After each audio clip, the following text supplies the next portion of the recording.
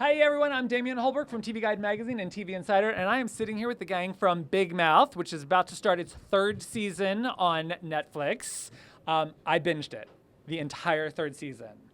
I love this show so much. And you guys really get into stuff this season. Mm-hmm. Like, you build an actual emotional arc for these characters. Was that something you were really planning to do, to like actually start, like there's almost like a mythology to the show now? I think we always were. Our goal has always been to do a show about kids going through puberty and adolescence, and in as much try to tell those stories as honestly as possible. And the further we get into it, the more that we can dig in on everybody's individual arcs and really try to understand each kid's like saga. Right. And it is a saga. Like, high school and adolescence and teenage years it's all emotional drama. Jay goes through a very interesting kind of discovery. Perhaps Sure. a new shade to him. Yeah. Oh no, Jay is like in this season exploring and figuring out his bisexuality, and that is kind of where we left him at the end of the last season or at the end of the last special. Going forward, this season is a lot about Jay discovering these things about himself. A lot of it comes through he discovers, if you can imagine, he discovers a show on Netflix that helps him figure out his own sexuality, which stars that show stars Martin Short as a Canadian bisexual magician, which is right straight down the middle for Jay. This whole season is really more of a take on what it's like to be a kid right now. So like a kid like Jay is going through understanding where he falls on the spectrum of sexuality. Nick is dealing with his phone. He's starting to have issues with his friends. And I don't want to spoil it, but it's, at that age, friendship is something that's shifting, and that kids' allegiances shift, and things happen that hurt kids' feelings in a way that makes you wonder, like, can I still be friends with that person? Right. And I think Nick and Andrew and are going through that. Mm-hmm.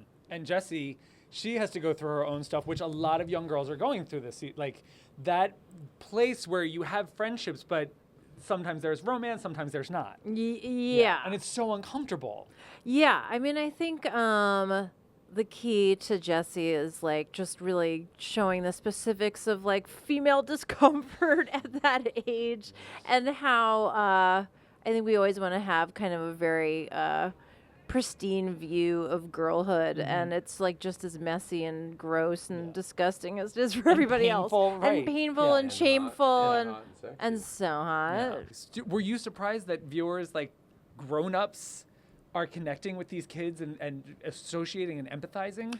I mean, it's been a while since I made an emotional connection with an animated character. I mean, well, it makes me happy to hear. I mean, honestly, we wrote the show for people. We wrote it for ourselves. We wanted to look back at what our childhoods were like and talk about that. What's been the most pleasing and surprising is actually that kids have taken to the show the way that they have. Even it's crazy that we didn't think about it that way, but that I think our goal was to make a show that made kids now and us as adults looking back at that time not feel so alone, because I think the thing with puberty is it can feel like such a lonely time, and the idea that this show might shed some light on making you feel not so alone, and also give people a platform to talk about how they were feeling at that age, but also to give kids now the vocabulary and ability to talk to their parents or their friends about what they're going through, and hopefully not feel so alienated inside of it.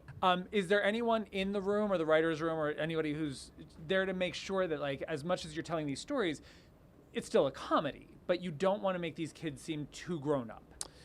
I mean, I think we're always trying to find the line of what is the funniest, dirtiest joke we can tell, and what is the messaging about, because what we ultimately want is to make people feel weird about what they've gone through, what they're going through, and that they feel seen, but also not make it feel like an after-school special. Mm-hmm. So you do have 3 writers who are 11-year-olds. Yeah. You guys had to go around labor laws, and there are 3 11-year-old writers that count as one. They are only paid 33 years old. Yep, they are paid as one writer, and they are paid strictly in gummy worms.